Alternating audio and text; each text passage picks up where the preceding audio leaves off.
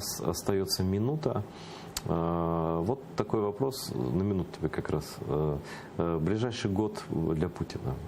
Что с ним станется? Что станет с Россией? Будет ли сильнее санкции? Что, куда мир повернет? Ну, у Путина снижается рейтинг.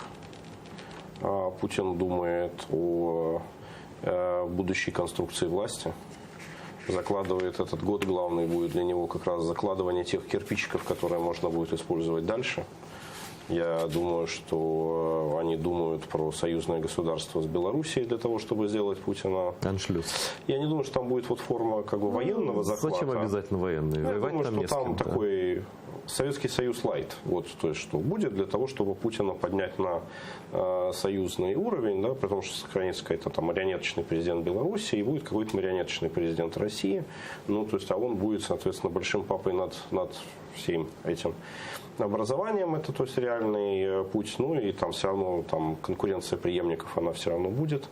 Думаю, что он будет очень активно работать вот над этой международной историей, связанной с разменом потоков газовых на умиротворение востока Украины. Это, я думаю, тоже он будет делать активно.